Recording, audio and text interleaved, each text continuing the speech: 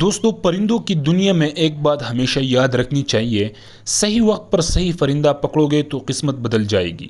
اور آج میں آپ کو بتانے والا ہوں کہ 2026 میں کون سی پرندے آپ کے لیے سونے کے کان ثابت ہوں گے۔ السلام علیکم ورحمۃ اللہ وبرکاتہ۔ دوستوں، میں ہوں آپ کا بھائی اور آپ دیکھ رہے ہیں آپ کا اپنا چینل پیراڈائز برڈ۔ آج کی یہ ویڈیو خاص طور پر ان دوستوں کے لیے ہے جو یہ سوچ رہے ہیں کہ 2026 میں کون سا پرندہ لینا زیادہ فائدے کا سودا رہے گا۔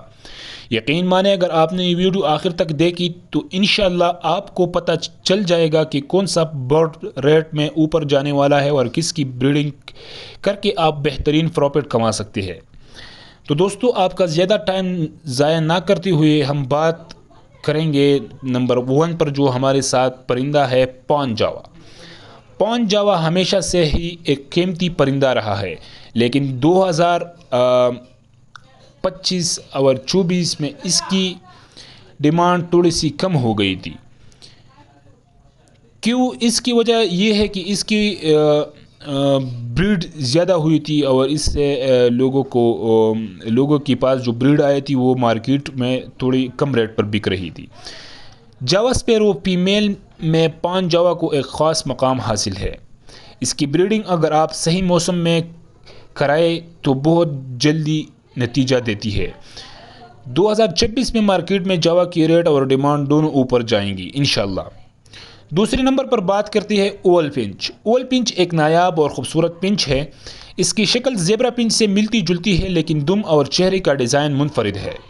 لوگ اس کو رکھنا پسند کرتے ہیں کیونکہ یہ چھوٹا، خوبصورت اور آواز میں نرم مزاج پرندہ ہے۔ 2026 میں بریڈرز اس پر فوکس کرنے والے ہیں کیونکہ مارکیٹ میں اس کی ڈیمانڈ بڑھنے والی ہے۔ جو بریڈر آج سے اوول پنچ پر فوکس کر لے گا وہ کل منافع ضرور کمائے گا انشاءاللہ۔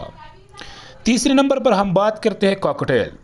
کاکٹیل ایک ایسا پرندہ ہے جو ہمیشہ ٹاپ لسٹ میں رہتا ہے۔ اس کی وجہ صرف خوبصورتی نہیں بلکہ اس کا پالتو مزاج ہے۔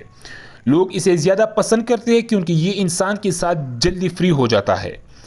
2026 میں کاکٹیل کی ریٹ میں مزید اضافہ دیکھنے کو ملے گا انشاءاللہ ہمیں، خاص طور پر مختلف موٹیشن جیسے فائٹ، البائنو، لوٹینو اور پیرل میں۔ بریڈنگ کے لحاظ سے یہ پرندہ تھوڑا وقت لیتا ہے، لیکن ایک جوڑا اگر ایک بار سیٹ ہو جائے تو مسلسل بریڈ دیتا ہے۔ چوتھے نمبر پر بات کرتے ہیں کٹ تھروٹ پنچ۔ کٹ تھروٹ پنچ کا نام ہی کافی دلچسپ ہے۔ اس کے گلے پر ایک سرخ لکیریں ہوتی ہے جو اسے منفرد بناتی ہے۔ یہ پنچ تھوڑا ہارڈ ٹو بریڈ ہے، لیکن بریڈر کے لیے انعام بڑا ہے۔ مارکیٹ میں اس کی ڈیمانڈ ہمیشہ ہائی رہتی ہے کیونکہ یہ ریئر ہے۔